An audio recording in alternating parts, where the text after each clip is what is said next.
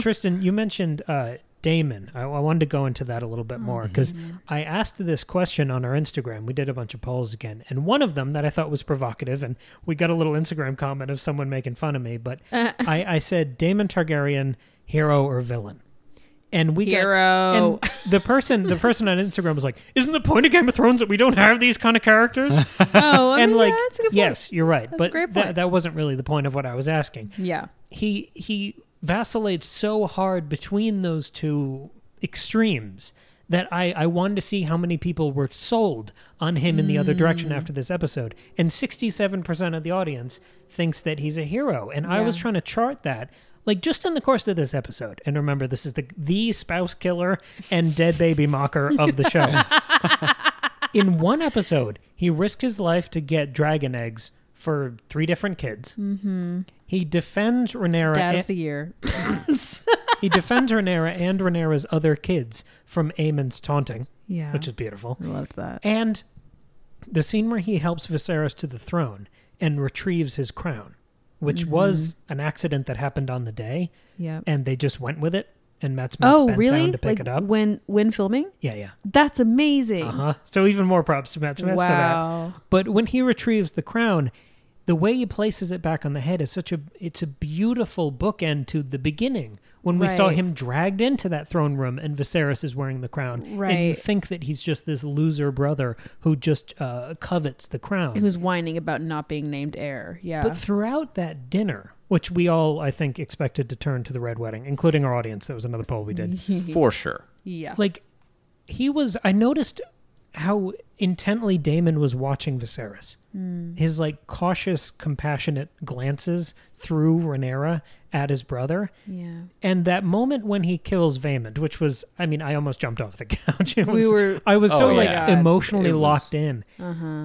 It was just like euphoric when it happened. But on the rewatch, I noticed that he only kills Vaemond after Viserys calls for the guy's tongue and draws the dagger. Well, and so the way he cuts his head off, you and I were talking about this last night, Cam, about like, it's interesting that he didn't just cut the head off at the neck. What? Are you going to beat me to it? No. I Well- just hadn't gotten there. That's Well, fine. Viserys says, "I'll have your tongue for that." And then Daemon cuts his head, slices his head and says he can keep his tongue. And at first, when the way that the head is cut, it's cut like right around the nose, like through the face instead of at the neck. I thought it was just because it was quick and he has a sharp blade. I think that was an exact choice. Yeah. So that he could literally keep his tongue. So this was just to Like rather than sidebar that severing for a at the second. neck where the tongue is. Yeah, to continue that, it reminded me of a scene in Goodfellas. This is what I told you last night, where Joe Pesci gets killed as a mark of disrespect. Instead of just being killed, he's shot in the head, so his mother can't have an open casket funeral. And that's intentionally as a further insult, besides just killing him.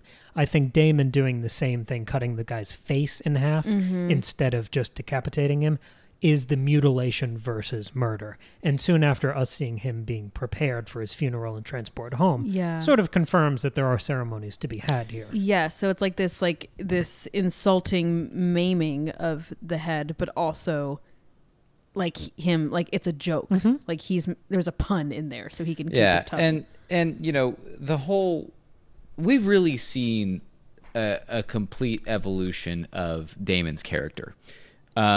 He has become a doer. He is no longer impotence. He is no longer sitting in the background, you know, figuring out what his next move is or not being able to finish. You know, this is that, right? We have seen that evolution. He didn't need the coaxing out of somebody egging him on to make him go do it. He was laying in wait. He was ready to strike, like, you know, the Viper that we called him at the very, very beginning of this show. He's finally sort of realized that in himself, and he is a man of action. Yeah, I mean, at this point in time, and he's sort of like the perfect supporting character throughout this episode because, you know, each time he's needed, when he steps in, that means either shit is going to happen or like he single-handedly shifts the tide. Oh my God. You like that? He single-handedly shifts the tide in every scene that he's in that he like actively makes himself a part of. And from I mean, he stole the show, and like he didn't have very many speaking parts of this episode, but he's a close second to Viserys in this episode. Totally. Because between helping Viserys get up the steps, slicing the head off of Aemond, coming in to defend, and you knew he was ready to kill Aemond as well. He would absolutely have killed Aemond. He was going to do it. Yeah. And so he's this like, he's basically got an outlet now to direct all of this passion and rage. Like he can be the fully realized version of himself, and it's justified because it's cloaked in this righteousness now. Right. Of being legitimate.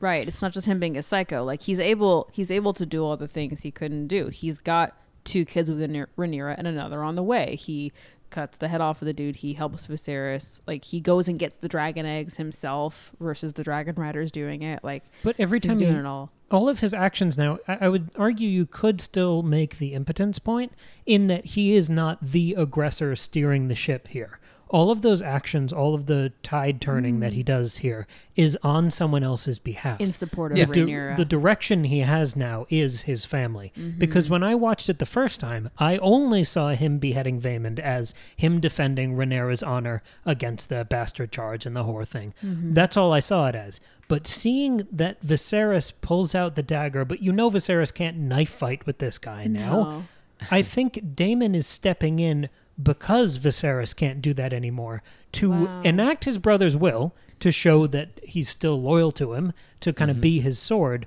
but also to save him the embarrassment of that. That's true, because there's quite a long beat in between him, Vaemond, saying those things. Like there's a long pause, and then Viserys stands up and pulls the dagger out, and then Daemon acts. Right. So yeah, it's not just like a gut reaction of how dare you call my wife a whore.